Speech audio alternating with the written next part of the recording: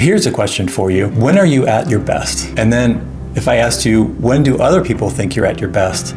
Would those two things match up? Would they be the same? Most of us can rattle off weaknesses that we have when we're not at our best. But when asked what's best about us, when do we shine, we often stumble. Today, we're going to fix that. We'll look at moments when we're at our best in the wild and ask other people to give us feedback on those moments when they think we're at our best. Compare the two and hopefully get to some consensus about our genius when we're at our best. Welcome back to the Good Life Lab, where we experiment with and explore tools, tips, and techniques for enhancing our lives and just finding a little bit more meaning and purpose in our lives. I'm Dr. Dave. I'm a therapist and college professor turned YouTuber and content creator. My goal is to just share my life experience and the experiments I've done around mental health and well-being for myself and with my clients, what's worked, maybe sometimes what hasn't worked, and what I've learned from just trying to be happier and healthier and have more meaning and purpose in my life. As usual, I share a bit of research on the topic I'm talking about. And today,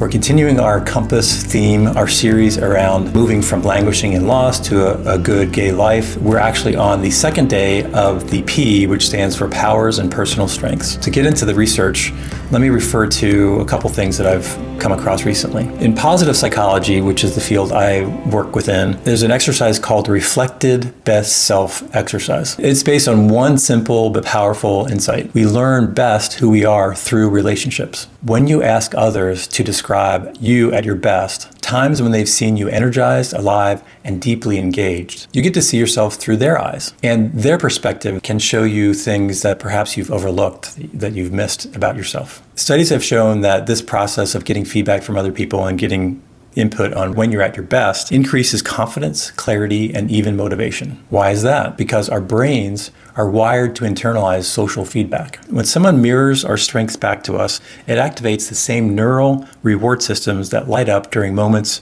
of achievement or connection. I remember when I did this exercise, not knowing really what it was because I did it maybe 15 years ago for the first time. I was in the midst of one of my year-long projects, my 12-month to live project, where I did something different every month for that year related to kind of my calling and career interests. And actually this one month I'm thinking about was related to truth. It was also during a period of coming out again, trying to come out.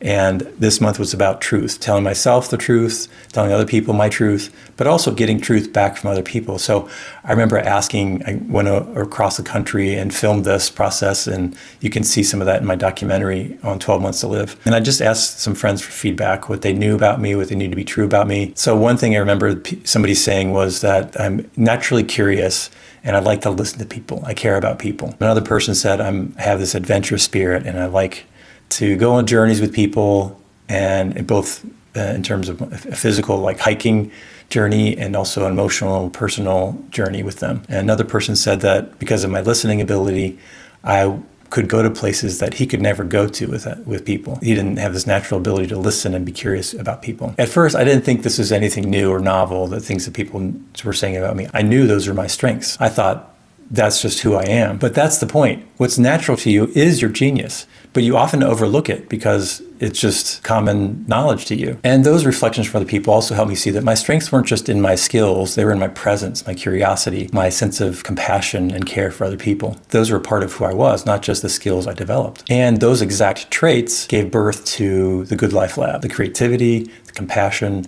the adventurous spirit. So now we're at the point of practice for today.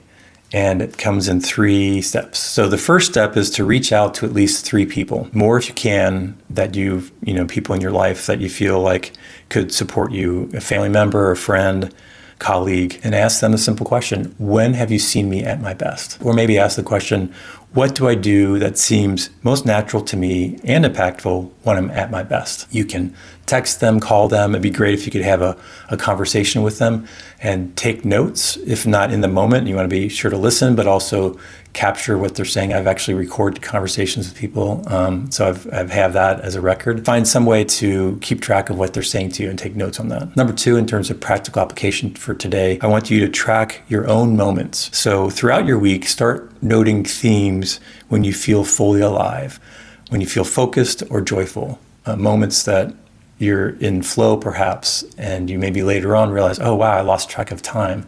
So keep track of those moments, those experiences throughout your week. Think about what you're doing, who you're with perhaps, and what strengths are you using in those moments. The third point of application here then is to look for patterns in both the things that you hear from other people and the reflections or observations that you've seen as you think about your own strengths or moments of shine in your week. Those themes are your genius showing up. That's when you're at your best, when you can compare when you feel like you're at your best with what other people are saying and find some overlap there. Okay, so here's a crucial point of application. Once you've observed yourself and your moments of shine and also gotten feedback from others, I want you to take the patterns that you've noticed and apply them, at least one, maybe two, of your top strengths to your good life project. Think about how you could utilize and lean into your strengths in helping you accomplish and advance your good life project, whatever it is. For example, for my Project 46 that I mentioned before, I had 3 themes: love and life, peace with God, and a job I like. I really did a prototype in many ways. I tried different activities in each of those areas to help me accomplish my intentions for that year.